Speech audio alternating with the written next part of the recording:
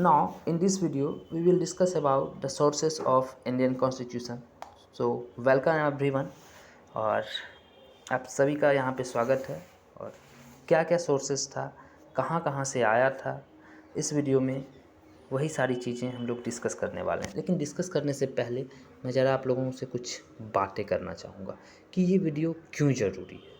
ये वीडियो इसलिए ज़रूरी है कि अगर आप सेंट्रल लेवल का प्रिपरेशन कर रहे हो, स्टेट लेवल का प्रिपरेशन कर रहे हो या फिर यूपीएससी का प्रिपरेशन कर रहे हो, तो आप निसंदेह निसंकोच होकर यहाँ से पढ़ो। क्योंकि मैं बता रहा हूँ आपको कि 90% आपके क्वेश्चंस यहाँ से आएंगे, अभी तक आए हैं, आएंगे, आते हैं, आते रहेंगे। आपको मैं ये नहीं बोल रहा हूँ कि आप अभी पढ़ो। आप आए हो इस चैनल पे तो बस एक बार वीडियो देखो, ठीक है। आपको पीडीएफ चाहिए तो आप हमारे टेलीग्राम चैनल पे भी ज्वाइन कर सकते हैं, वहाँ से भी आपको पीडीएफ मिल जाएगा। लेकिन अगर आप किसी भी एग्ज़ाम, कोई भी एग्ज़ाम है आपका आसपास में, वो एग्ज़ाम देके आइए और इस वीडियो को देखिए। अगर पॉलिटी से क्वेश्चन बन रहे हैं तो यहाँ से आपके एक क्वेश्चन कम से कम ज़रूर बनेंगे। और अगर आप यूपीएससी का प्रिपरेशन करने जा रहे हो तो अभी मत देखिए वीडियो, एग्ज़ाम दे के आइए आप, और उसके बाद देखिए 70% क्वेश्चन आपके जो पॉलिटी के हैं, ये जो सेशन मैंने चलाया है ना, यहाँ से ना मिले तो फिर कहाँ। तो चलिए आप लोग कमेंट सेक्शन में कमेंट कीजिएगा, हम चीज़ों को स्टार्ट करते हैं। तो कहाँ कहाँ से आए थे हमारे देश में जो कॉन्स्टिट्यूशन इतना बड़ा बन के तैयार हुआ, किन किन देशों के थ्रू आया था, कहाँ क्या क्या सोर्स था, कहाँ कहाँ देशों का सोर्स था, ये चीज़ें इस वीडियो में हम लोग डिस्कस करेंगे। तो चलिए देखते हैं। तो कैरेक्टरिस्टिक्स और कंट्री एंड सोर्सेस। तो देखिए यहाँ पे आपको पीडीएफ चाहिए, आप ज्वाइन हो जाइएगा, मैं आपको लिंक दे दूंगा डिस्क्रिप्शन में। तो देखिए पहला क्या है, advisory jurisdiction of supreme court. ये कहाँ से आया था, तो कनाडा से आया था। अब देखिए पार्लियामेंट्री प्रिविलेज, ये कहाँ से आया था, ब्रिटेन से आया था। फिर जुडिशियल रिव्यू, ये कहाँ से आया था, यूएसए। अब यूएसए से क्या होता है, United state of America, America समझ रहे हैं ना, ठीक है। अब मैप के थ्रू बता दूंगा मैं एक दिन वीडियो में कि कनाडा कहाँ पे है, ब्रिटेन कहाँ पे है, वो भी मैं बहुत जल्दी करवाने वाला। उसके बाद कॉन्करेंट लिस्ट ऑस्ट्रेलिया में, ऑस्ट्रेलिया से आया था। फिर procedure of amendment of constitution, ये आया था आपका साउथ अफ्रीका से। फिर जॉइंट सिटिंग ऑफ 2 हाउसेस, ये आपका ऑस्ट्रेलिया से। उसके बाद आपका रिपब्लिक जो है वो France. Nomination of member of Rajya Sabha, वो कहाँ से आया था, तो आयरिश। आयरिश, आयरिश से क्या समझते हैं आप, आयरिश आयरलैंड का नाम सुने हैं? नहीं सुने हैं तो असम में Bharat Indian women versus Irish women match है, 6:30 से देख लीजिएगा, समझ में। पूरा मैच है देखने नहीं बोल रहा हूँ, बस थोड़ा सा 6:30 में जाके देख लीजिएगा, समझ में आ जाएगा आयरलैंड कहाँ है। अब देखिए इमरजेंसी प्रोविज़न तो GOI एक्ट 1935। कुछ भी चीज़ें जो आपको समझ में नहीं आ रही तो आप कमेंट सेक्शन में ज़रूर बताइएगा। अब एक और important question, idea of equality, ये कहाँ से आया था, तो फ्रांस से। फिर प्रियोरोगेटिव राइट्स, ये कहाँ से आया था, तो ब्रिटेन से। फिर अपॉइंटमेंट ऑफ गवर्नर कहाँ से आया था, कनाडा से। फिर फंडामेंटल ड्यूटीज़, ये कहाँ से आया था, तो USSR। उसके बाद है federal structure with strong centre, ये कहाँ से आया था, तो कनाडा। Fundamental right USA। उसके बाद देखिए आइडिया ऑफ लिबर्टी फ्रांस।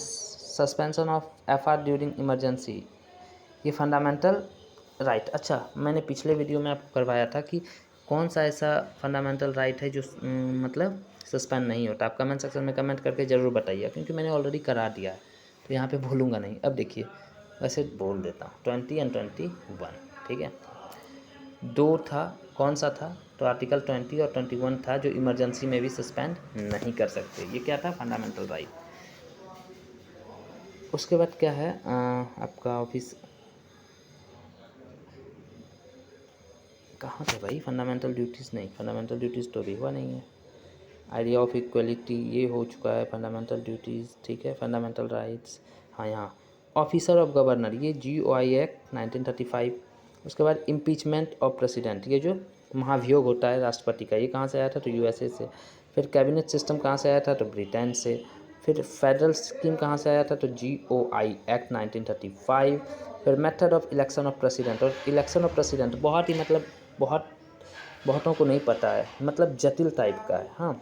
तो अगर आपको नहीं पता है कैसे होता है तो आप हमारे एक वीडियो पड़ा हुआ है, जाके देख लीजिए, वहाँ पे आपको पता चल जाएगा। बहुत ही मतलब आसान भाषा में मैंने समझाया है। अब देखिए प्रोसीजर इस्टेब्लिश्ड बाय लॉ, ये कहाँ से आया था, तो जापान से। फिर स्टुअरी पावर टू सेंटर, ये कहाँ से आया? कनाडा। DPSP आयरिश आयरलैंड, समझे। बिका मेरिलिज्म, ये कहाँ से आया था? ब्रिटेन से। फिर इंडिपेंडेंस ऑफ जुडिशरी कहाँ से आया था? तो USA से।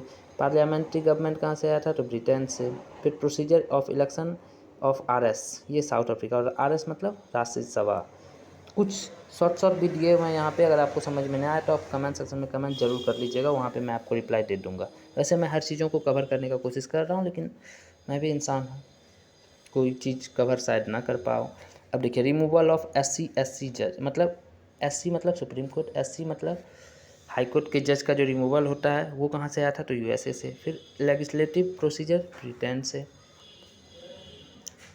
Office of vice president USA। Single citizenship Britain, single citizenship ये भी इंपॉर्टेंट है। रूल ऑफ लॉ ब्रिटेन से। पब्लिक सर्विस कमीशन, ये बहुत इंपॉर्टेंट है, ये कहाँ से आया था? GOI act 1935। उसके बाद इंटरस्टेट ट्रेड कॉमर्स इंटरकोर्स, ये ऑस्ट्रेलिया से। And idea of justice USSR से। तो ये वीडियो था, कैसा लगा आप कमेंट सेक्शन में कमेंट करके ज़रूर बताइएगा। हाँ, अब बात करते हैं कि ये आप PDF कैसे प्राप्त कीजिएगा। तो आप हमारे टेलीग्राम चैनल ज्वाइन कर लीजिए, ASP बाबा के नाम से, लिंक डिस्क्रिप्शन में दिया हुआ है। और मैं बता रहा हूँ ना, ये वीडियो जो है बहुत ही ज़्यादा इम्पोर्टेंट होने वाला है आपके किसी भी एग्ज़ाम के पॉइंट ऑफ व्यू से।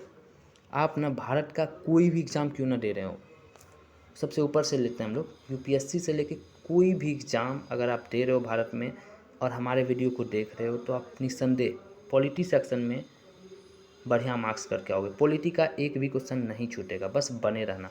और पॉलिटी तो छोड़िए, आपको हिस्ट्री के भी बहुत सारे इंपॉर्टेंट लेक्चर इस चैनल पे हैं, आप प्लेलिस्ट पे जाइए, आपको मिल जाएंगे एंशिएंट एंड मॉडर्न के। उसके बाद इंग्लिश ग्रामर, जिनका वीक है, बहुत ही अच्छे और तगड़े कॉन्सेप्ट और तगड़े ट्रिक के साथ जो है आपको वहाँ पे दिए गए हैं, ठीक है।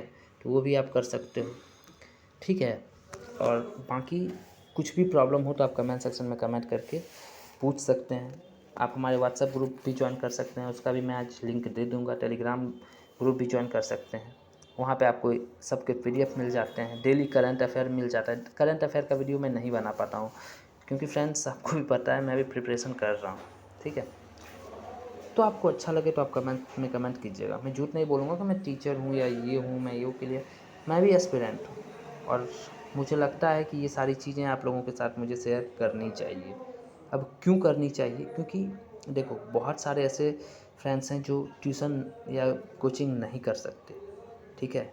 तो उनको ऐसे इम्पोर्टेंट कंटेंट नहीं मिल पाता है। पूरा बुक पढ़े जा रहे हैं और क्वेश्चन आपको यहीं से आ रहा है। तो क्यों ना हम सिर्फ इसी चीज़ों को पढ़ें, जो पूरा बुक को पढ़ें।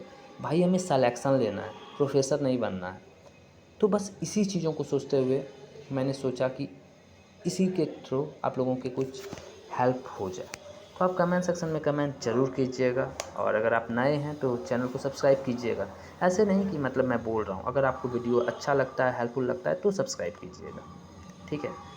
चलिए फिर मिलते हैं नेक्स्ट वीडियो में। जय हिंद।